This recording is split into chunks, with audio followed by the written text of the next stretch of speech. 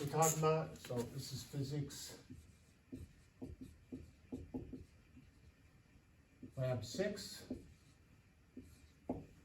Couple things here.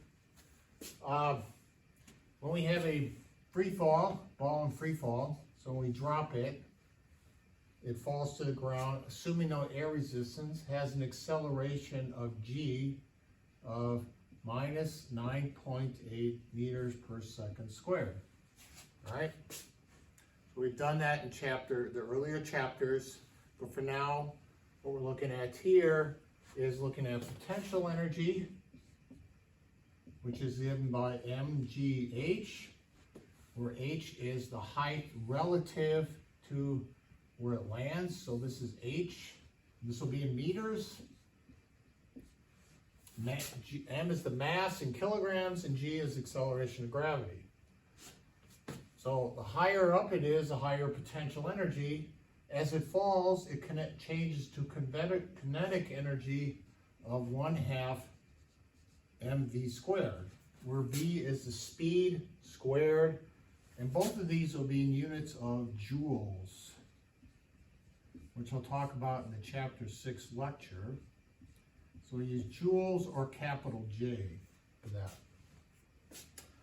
Now, in a conserved system, right? Conserved system. This is not politically, but energy-wise, no energy loss. No loss of energy. Right? Meaning the total energy, which is potential plus kinetic, because as it falls, it loses potential but gains kinetic energy, remains a constant. All right. So when we have questions related to this, we'll be comparing total energy while it's still in the air and then after it bounces. So we'll always be comparing those two as far as that. So when something bounces, right, it falls. When it bounces up, right, if it's a super ball type thing, it'll come back to the same height, meaning it would just bounce forever and ever. This is something like a pendulum. A perfect pendulum will swing back and forth forever. There's no energy loss. It goes from potential to kinetic, and the total energy stays a constant, which would mean the graph of energy over time would be relatively constant. But if it's a normal ball, it'll bounce and then come back to a certain height. So this will be the total energy before. Say it's 1 joule, just to be, and if it comes back to about half its height, right, the total energy is 0.5 joules. The coefficient of restitution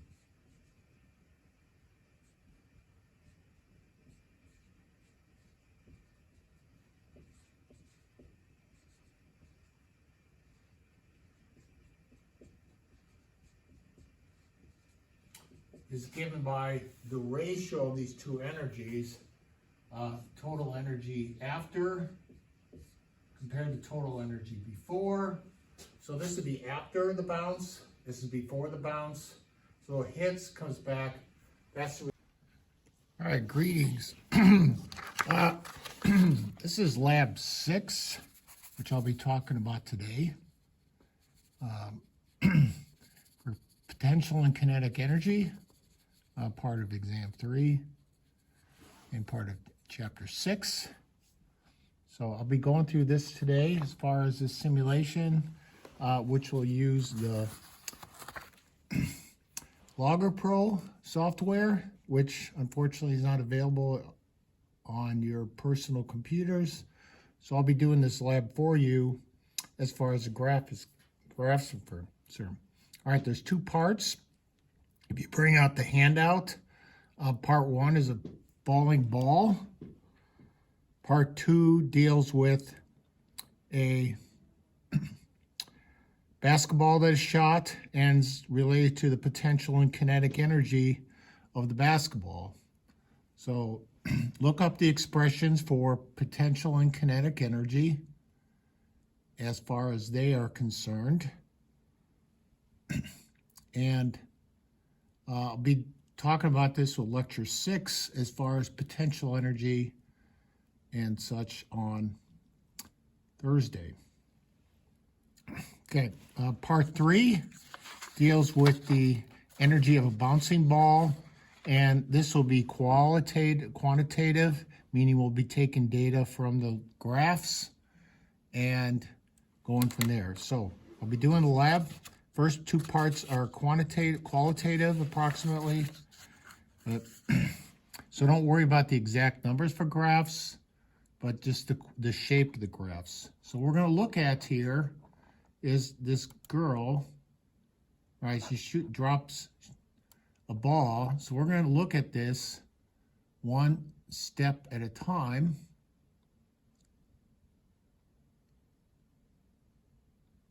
As it falls, starting from here, and we can do this video analysis program. So we'll look at the center of the ball and click on it each time.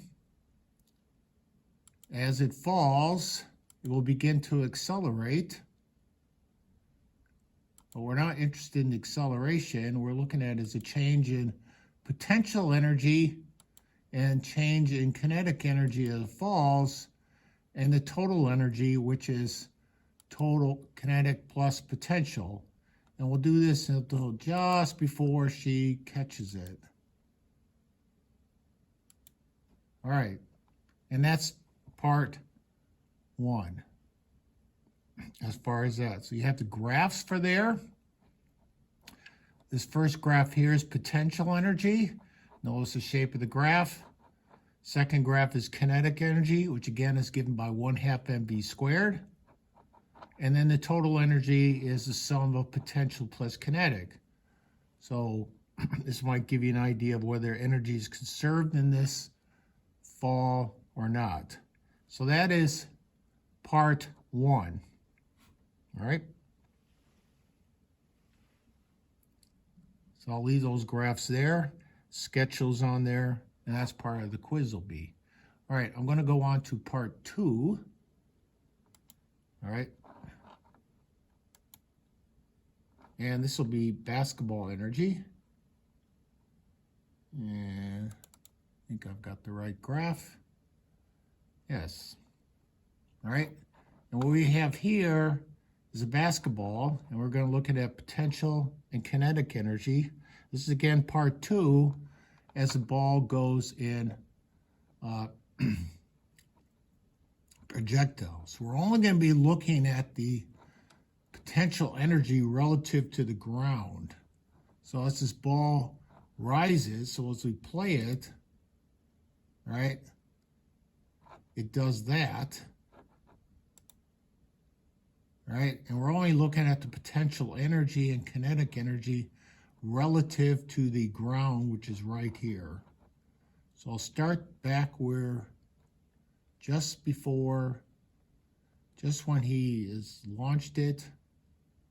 Doesn't have to be exact, that's good enough. And again, we'll look at it frame by frame because this does 30 frames per second. And we'll click on the center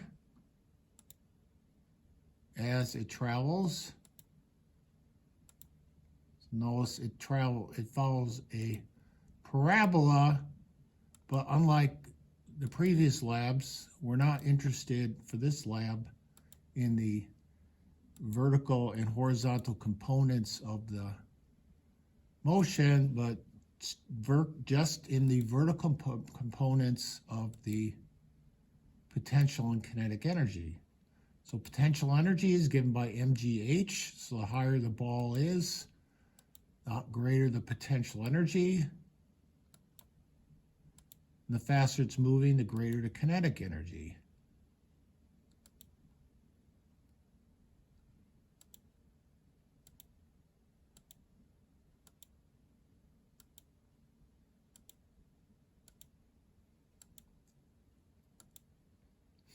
So I keep going.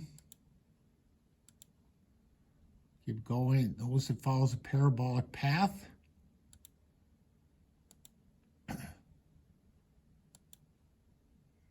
Okay, and we'll leave it at that point. All right, here's the potential energy. Notice the path, the curve for the potential energy. Notice the path for the kinetic energy. All right, potential energy is given by mgh, where g is acceleration of gravity, and kinetic energy is 1/2 mv squared, or v is the speed of it. All right, so if you look at that, you look at what points, when is it, at what point, and this, what is it, highest point, what is potential energy the greatest, and this is not necessarily at the time, but you can see here's 0.5 seconds, here's 1 second, and it's about 1.5 seconds just before it hits the ground. All right, so that's the first part of part 2, first few questions. Now I'm going to do is go on. Notice how the total energy stays the same, which is what you'd expect. Now we're going to keep going on. It will hit the ground. Now basketball is not a Super Bowl. Okay. It is now hit the ground, and it's starting to bounce up again.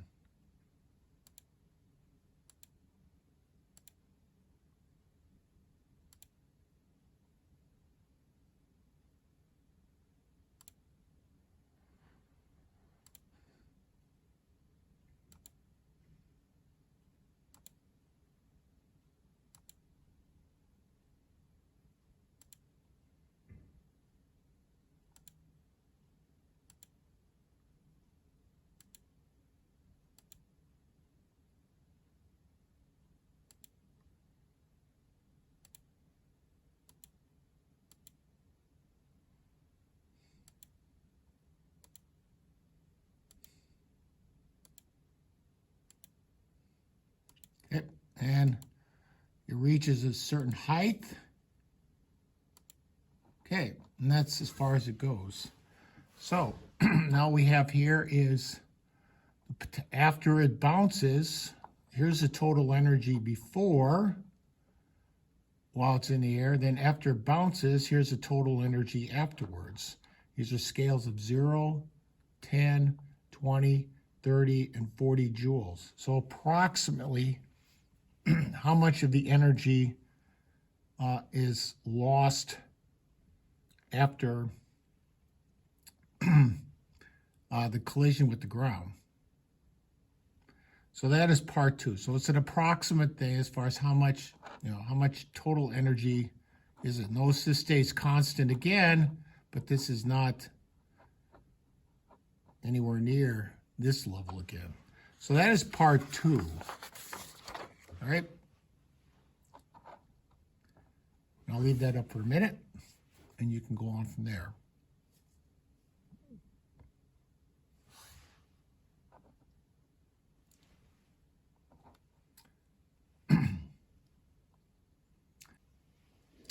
Okay, for part 3, we're going to be looking at is a bouncing ball, and we're going to be looking at the height of the ball, the velocity of the ball at different points, the total energy of the ball relative to the ground. So this will include potential and kinetic energy.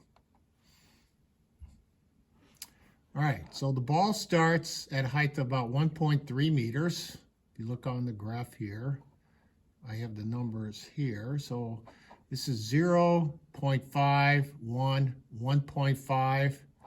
And then for velocity, 0 is in the middle.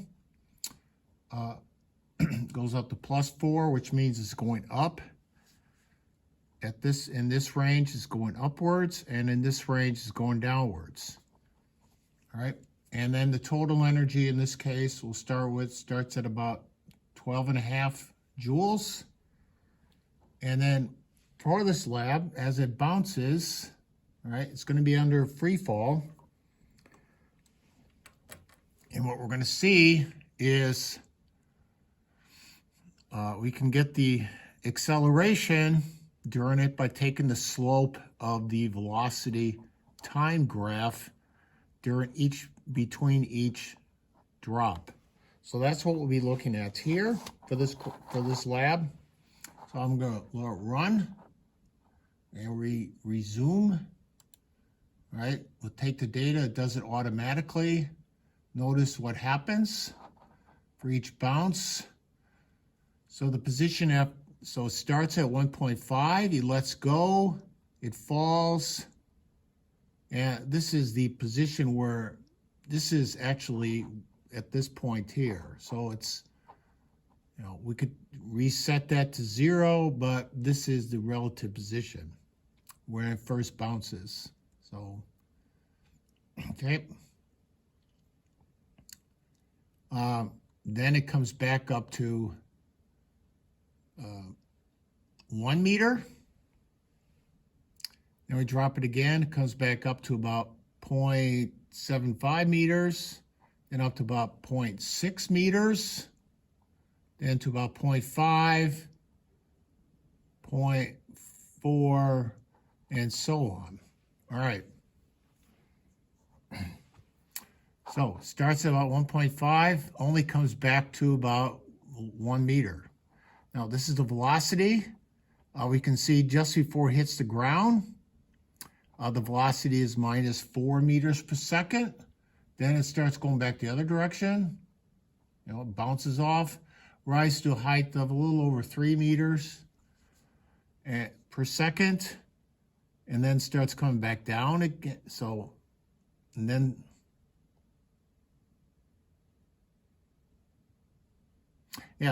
this is where it suddenly switches. So instead of, this is not where it goes up.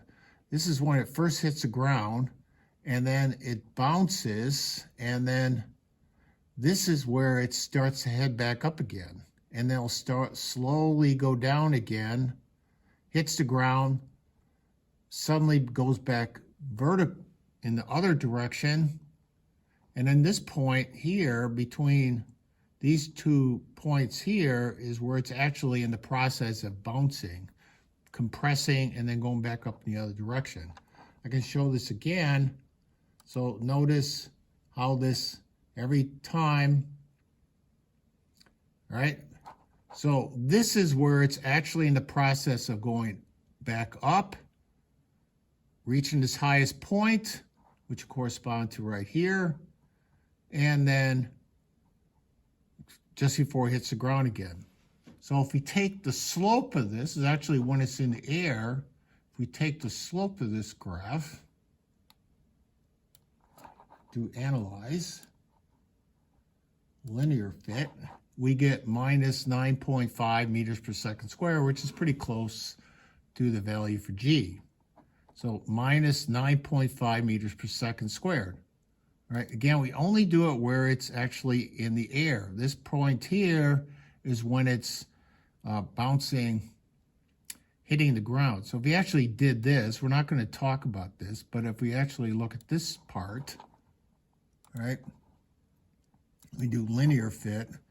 This has 108 meters per second squared. This is approximately 11 G. So this is the amount of force is actually acting on this.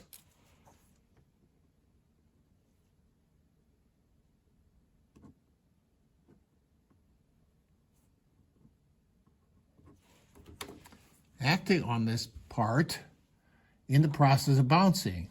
This would be equivalent to if you were running into a wall and then bouncing off. The process of actually hitting the wall causes a great deal of force and can be very destructive. So the greatest force on the ball is when it's actually in the process of bouncing and going back up again. All right, so if we clear that so we don't have so much data, we'll take one more here. Let's take the third point, just so you get an idea of the lab. You don't have to do the acceleration for each one, because you can sort of see what's happening. Minus 9.5 meters per second squared. So in each one of these, the acceleration in the time it's in the air is about minus 9.5 meters per second squared, or very close to G. So each one of these parts here, now it doesn't go up as high, but the process force of gravity is still the same. Now what we can also finally look at is the total energy. All right, so the energy here is approximately 13 joules. When it comes back after one bounce, that's 9.5 joules. So the total, this would be in the seventh column under total energy. So this would be about 13. The graph here, this is about 9.5. After the second bounce, it's about 7.2 joules. After the third bounce, it's about 6 joules. After the fourth bounce, it's about 5 joules, 5.0.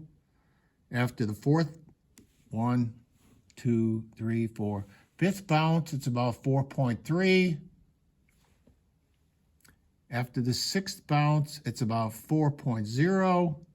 And after the seventh bounce, it's about 3.65 joules.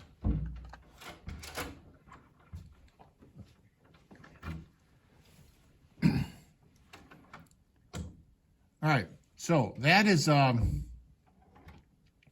lab, filling out the lab. Then the coefficient of restitution will be the energy after each bounce compared to the ratio before. So this is about 13 joules. After one bounce, it's about 9.5. So the coefficient of restitution would be 9.5 divided by 13 as total energy. So that is lab